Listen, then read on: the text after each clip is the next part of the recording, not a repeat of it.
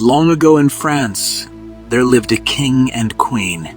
More than anything, they longed for a child. At last, to their great happiness, the queen gave birth to a little girl. All the bells in the land were rung with joy. The king and queen invited all the fairies in the kingdom to the naming party for the baby.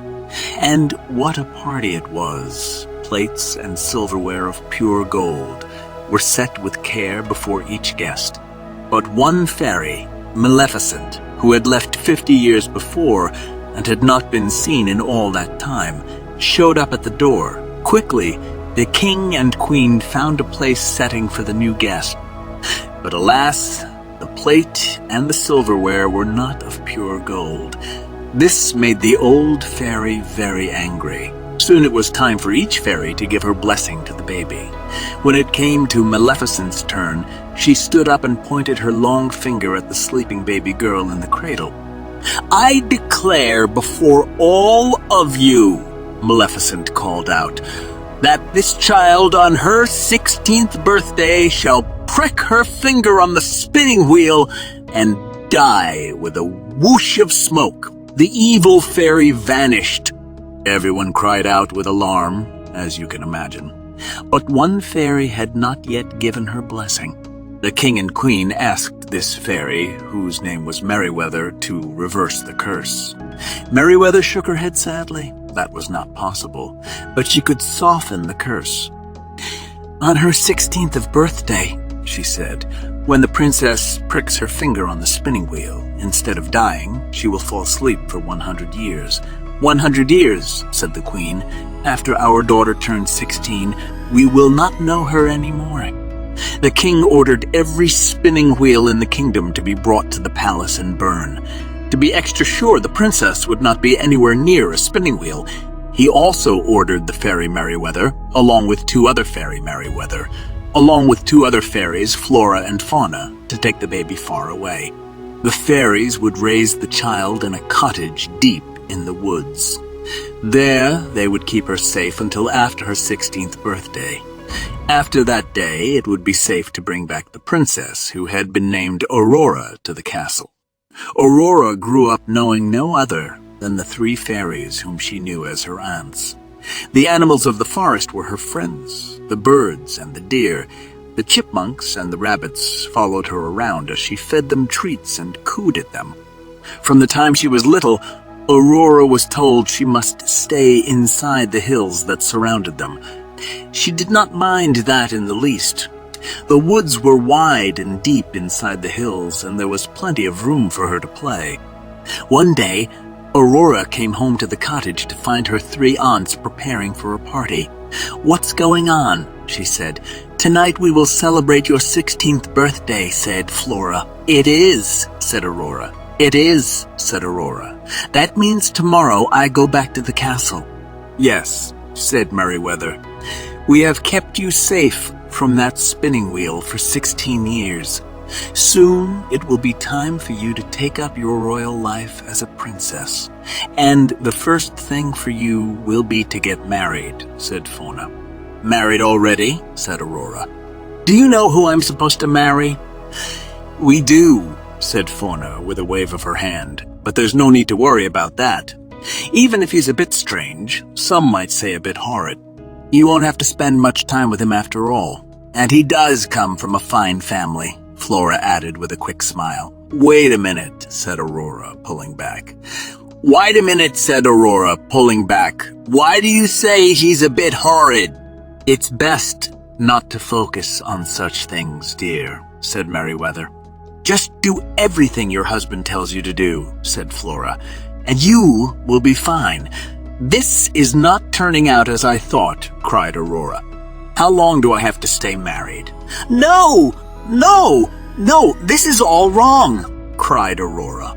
She turned away, then said in a firm voice, "I would rather prick my finger on a spinning wheel and fall asleep for 100 years than have to marry someone I don't want to marry. Maybe by the time I wake up, people won't have to get married if they don't want to."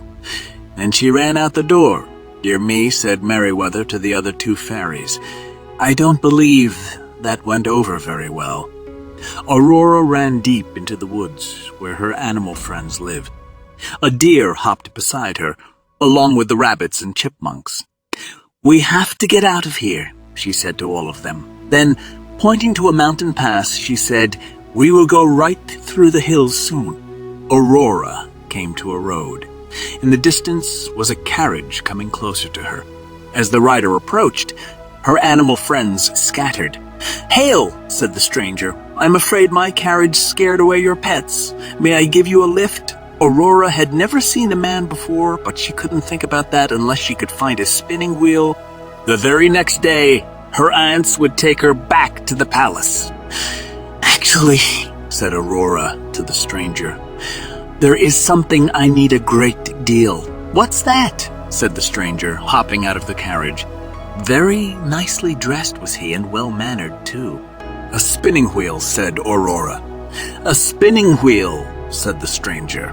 "But there are none left in the land. Everyone knows that."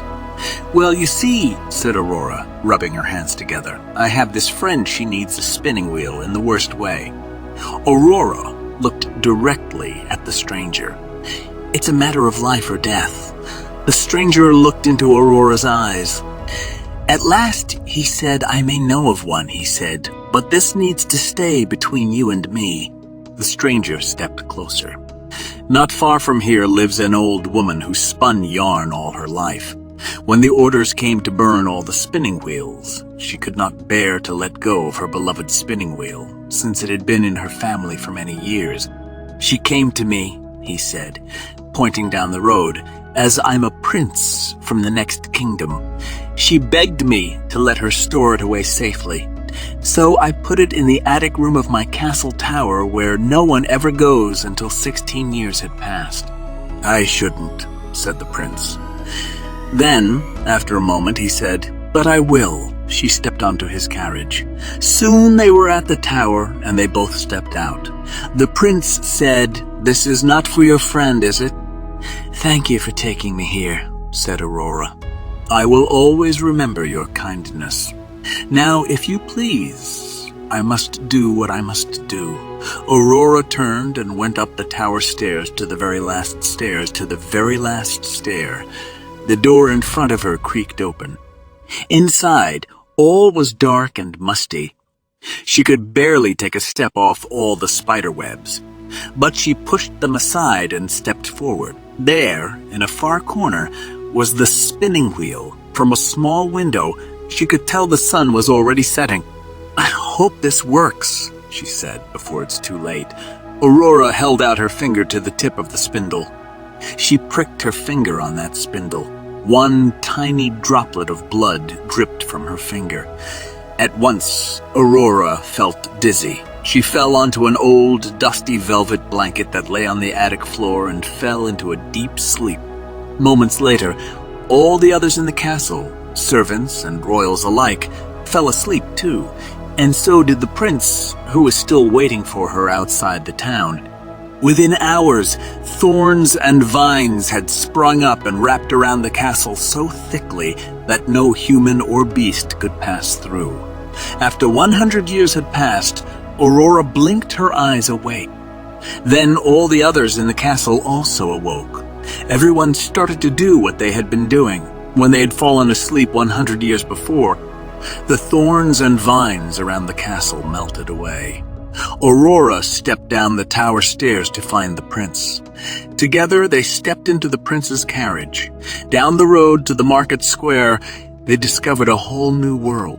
Bicycles and streetcars, cameras and streetlights. Such marvels to behold. Perhaps best of all, they learned that in this strange new time it was quite all right for young women and men to get to know each other, if that's what they wanted to do, and even, perhaps, to fall in love. As Aurora and the prince took each other's hand to explore this wonderful new world together, that is exactly what they wanted to do.